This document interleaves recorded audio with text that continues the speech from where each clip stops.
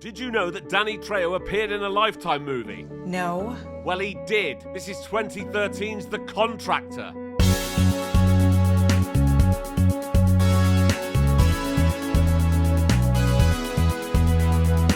I'm Jay Harangue and I've wasted hours of my life watching terrible films. You should subscribe. So we start with this guy running away from the police. Oh, they've caught him. Good. Okay, that seems a bit much. Anyway, 3 years later, we meet the Chase family. This is the mum, Elizabeth, and her daughter, Mackenzie. And you are not wearing that to school. And why is that? Because you look like you charge by the hour. Not really. Hey, are you missing anything? I don't think so.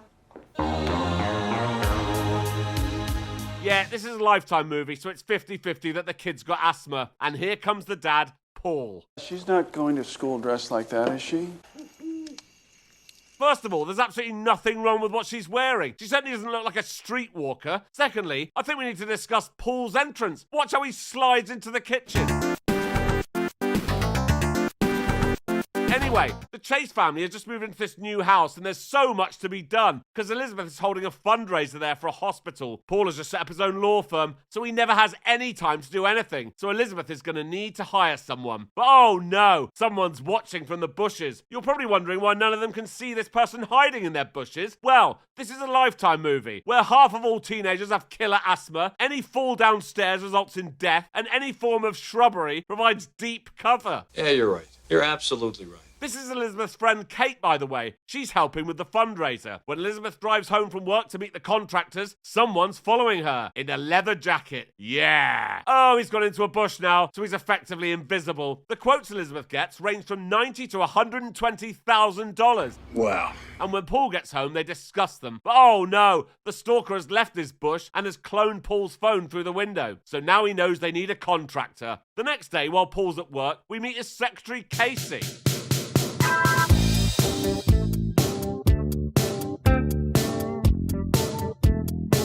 While that's going on, he gets a message recommending Desert Sun Contracting. The website looks good, apparently, so he calls them. How can I help you, Mr. Chase? Oh no, it's the stalker, and he's coming round to give him a quote. When Elizabeth gets back from work... Who are you? It's Javier. He's a contractor.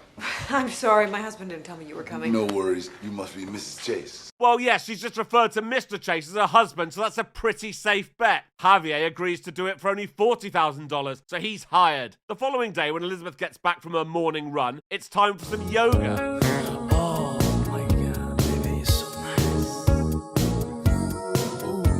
Although we don't see Javier knocking one out in the kitchen, it's certainly implied. Anyway, after he finishes, he goes into Paul's study where he gets on his computer. We don't see what he's doing, but more on that later. That night, after Javier's left for the night, Paul gets a call from his friend and he thanks him for recommending Desert Sun Contracting. But his friend says he doesn't know anything about Javier. Paul's like, you sent me the link the other day. But looks like Javier's deleted it. That's what he was doing in Paul's office. Yes, of course. Paul's friend's like, oh, I probably did send it then. Okay. Back at Javier's house, he's printing out a fake restaurant receipt to make it look like Paul's having an affair. The next day, he puts the receipt in Paul's pocket while Elizabeth is doing laundry. Luckily for Javier, not only does she find the receipt, but she also reads every item on it. Of course. Well, isn't that what most people do? I don't think so. Later on, Kate comes round to have a look around the house and sees Javier working. Paul really leaves you alone in the house with that guy? Excuse me? Now, I know we know what Javier's up to, but Kate doesn't. She must just not like Hispanic people. Right. But then Elizabeth thinks she sees Javier listening to their conversation. That night, Javier's changing Paul's phone bill to make loads of the numbers look blocked or unlisted. Then for some reason, he needs to go back onto Paul's computer to send it. Elizabeth catches him coming out of Paul's office and doesn't believe his "I was looking for the breaker box" story. So she drives to Paul's office and tells him to sack Javier. And he's like, okay, I'll come home and do it now. So he tells Javier he's sacked. Javier's like, bad move, Mr. Chase. I'll be seeing you. Later, Mackenzie asks her parents if she can go to her friend Kimmy's birthday party in San Diego next week, and they agree, as long as she packs an extra inhaler. Yes! Thank you. But oh no, Javier's heard that conversation from his bush, and oh no, Elizabeth's seen the doctored phone bill, so now she's convinced that Paul is having an affair. The replacement contractor comes in the next day and suggests that Elizabeth reports Javier to the licensing board. It's a good idea. Later that night, Paul is talking to a thug he's defending at work, and Javier is watching outside. When the thug leaves, Casey comes into Paul's office to get him to sign some documents. You're so tense.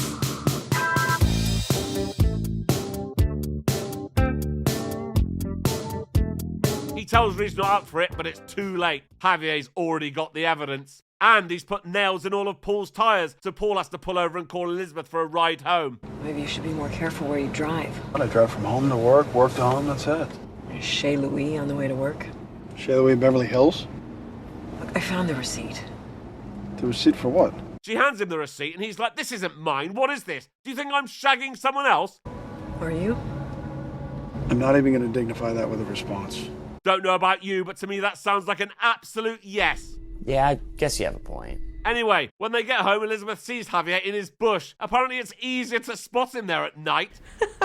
But Paul's like, yeah, I'm having an affair. Javier's in the bushes. Go to bed. The next morning, Elizabeth gets a new security system installed and decides to finally report Javier to the licensing board. Javier Reyes. I'm sorry, there's no one in the system with that name. I've got his license right in front of me. It's 01545. I'm sorry, that license number is invalid. So he's not even a real contractor.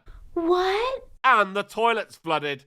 Oh no! Paul's mechanic tells him that the nails in his tyres were put there deliberately, and Paul suspects Javier. Paul tries to call him, but his number's been disconnected. So who is Javier? Let's have a look on this website called Mugshot Central. First, we need to enter his details. Age range 48, 58. What?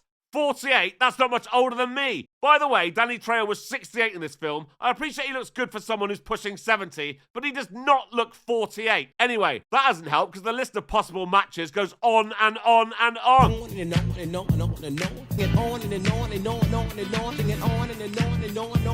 But they found him. His real name is Jorge Reyes, not Javier Reyes. I mean, if you're trying to hide your real identity and your name's Jorge Reyes, why choose Javier Reyes? That could backfire. Anyway, it turns out that Jorge's son Omar was the kid we saw getting arrested at the start of the film. He was sent to prison for murder, and Paul Chase was the prosecutor. Then, a few weeks ago, Omar was killed in prison, and Jorge blames Paul. Kate's like, we need to call Paul, but Elizabeth's like, no, I need to find out more. Why? No idea, but that's what's happening. So they go to this bar where Omar's girlfriend worked 3 years ago, and oh look, she still works there. Her name's Maria, and she's like, yeah, it was self-defense, but your husband just wanted a quick conviction. Kate asks if Maria still speaks to Jorge, and she's like, not anymore, he's gone off the rails. When Paul gets home from work, Elizabeth tells him what she's found out. We have to call the police.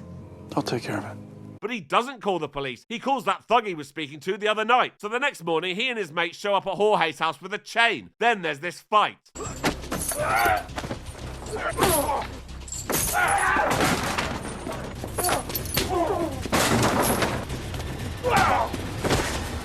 Then Jorge takes the thug's phone and sends Paul a message saying, it's done. Smart. Yes. It's the day of the big fundraiser today, and Mackenzie's on her way to a friend's party in San Diego. And oh no, Jorge sent the photos of the back rub to Elizabeth's phone. But there's no time to get in the mood about that, because the fundraiser is just about to start. Elizabeth gets up to make her speech, but all she can focus on is Paul sat next to his secretary. So this guy takes over, who delivers his only 2 lines really badly. How about that Elizabeth Chase, everyone? Wow. What an amazing woman. Paul's had a phone call and it's Jorge banging on about his son. Do you know what it's like to lose a child? Your own flesh and blood? That is an incredible story.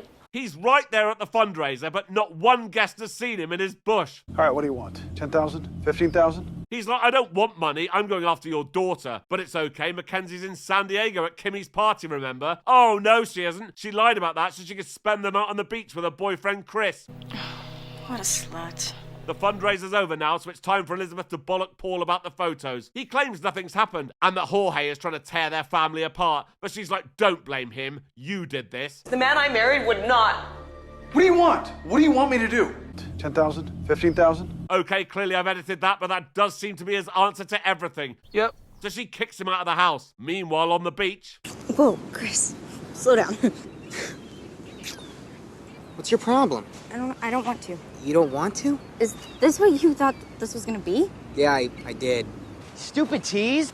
Chris! Then he drives off and leaves her there. Good. But oh no, she's left her phone in the car. And oh no, on her way home, Jorge's watching her from the bushes and grabs her on her way into the house. Elizabeth hasn't been able to get hold of Mackenzie, so she calls Kimmy's mum. Kimmy's mum's like, no, she's not here. She lied to you so she could spend the night with her boyfriend Chris on the beach. Her plan was to hold hands, apparently. Yes. She tries to call Paul, but his phone's off. And oh no, Jorge has Mackenzie outside with a gun pointed at her head. Oh no. He's like 10 seconds to come out or she's dead. So she comes down and they all go in the kitchen. Jorge uses Elizabeth's phone to send Paul a message telling him to come home. And here he comes. Elizabeth. Then Jorge starts whinging about his son for ages before Paul tries to grab the gun. He fails, but it gives Elizabeth and Mackenzie a chance to hide in the stables, where Elizabeth grabs a shovel. No, of course they don't grab the gun. They just run back to the house. And oh no, Jorge's back up and shooting at them. But they manage to hide again. And this time Elizabeth does go for the gun.